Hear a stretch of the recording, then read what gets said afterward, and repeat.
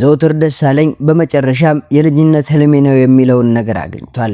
ፈጣሪ ከረዳኝ ዓለም አቀፍ ሰው መሆን የምፈልገው በማለት ከአንድ ዓመት በፊት የተናገረው ንግግሩ ከአንድ ዓመት በኋላ እውን ሆኖለታል። ጉዳዩን እንነግራችኋለን።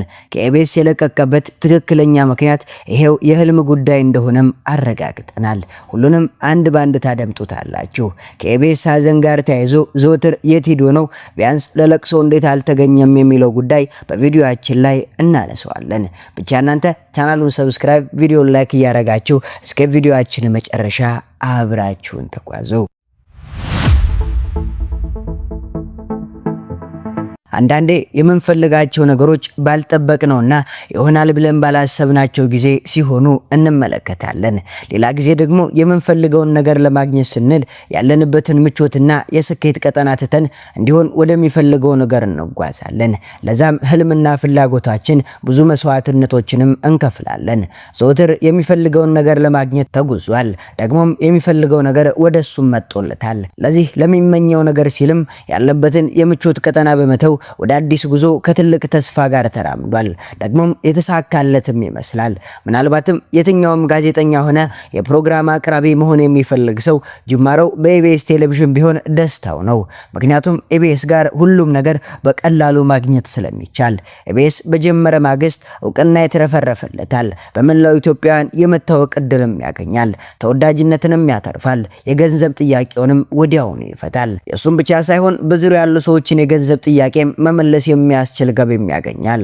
ወዲህ ደግሞ በቀላሉ ሊገኙ የማይችሉ ትላልቅ እድሎችን ለማግኘት የሚያስችሉታል።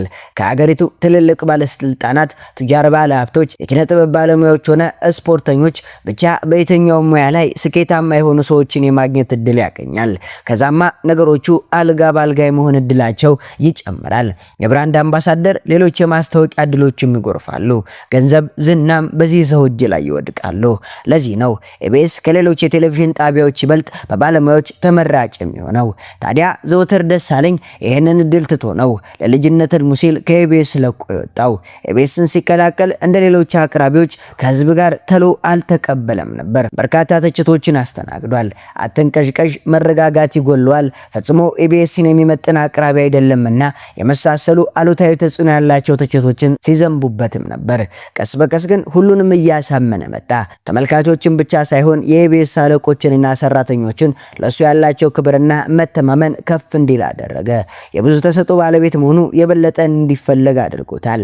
ባህላዊ ጭፈራ ሆነ ዘመናዊ ዳንሱን ለተመለከተ ሰው ይሄማ ከጭፈራ ቤት አምልጦ የመጣ ነው ያስብላል።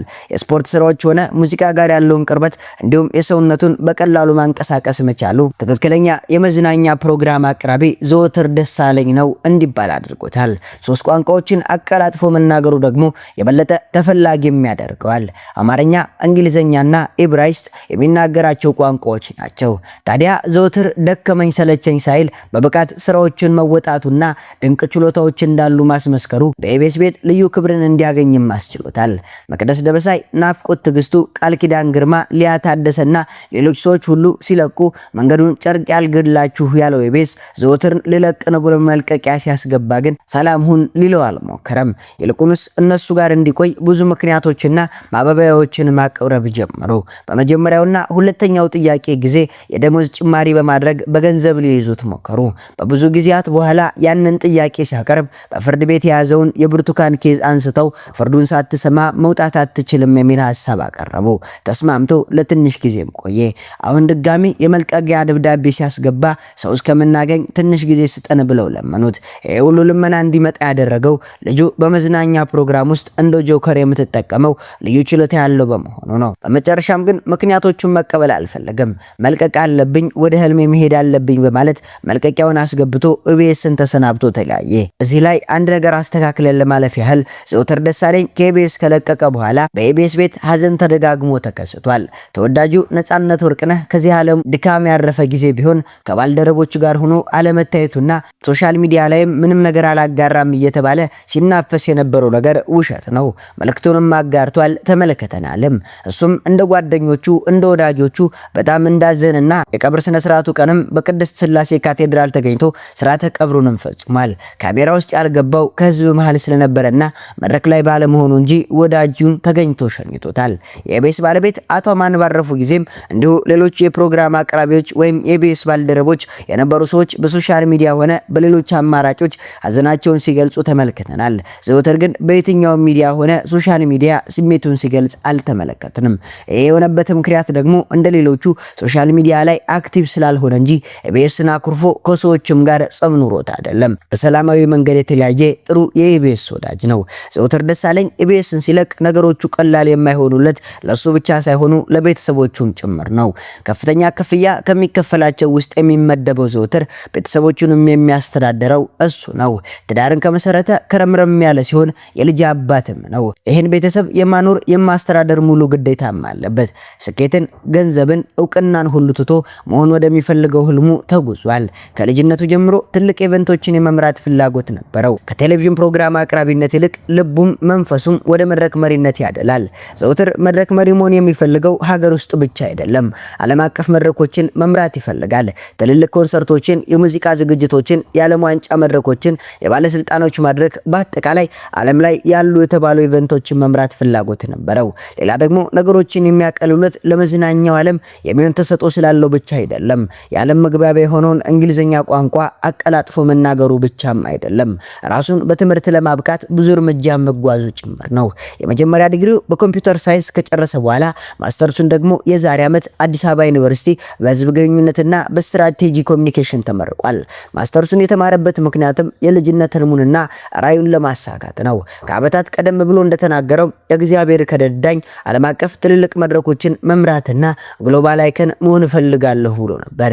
ታዲያ በመጨረሻም የሚወደውን ነገር ለመስራትን ኢቢኤስን ለቆ እንቅስቃሴ ጀምሮ ነበር። መንገዶቹም እየተከፈቱለትና አጀማመሩም ፍሬ እያፈራም ይገኛል። ዝርዝሩ ወደፊት የሚገለጽ ቢሆንም ከሀገር ውጪ ትልቅ መድረክ ለመምራት ተፈራርሟል።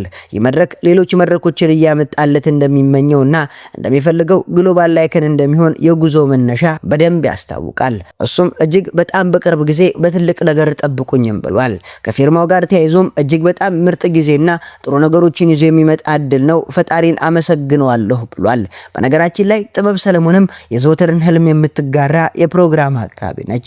ዘወትር አጥብቆ የሚወደውና መኖር የሚፈልገው በዚህ ሙያ ውስጥ ይህንን እየሰራሁ ነው በማለት ስኬታማ የሆነበትን የገንዘብም ሆነ የእውቀትም ሆነ ሌሎች ጥቅማ ጥቅሞችን ሁሉ ወደ ጎን በመተው የሚፈልገውን ነገር ፍለጋ ተጉዟል።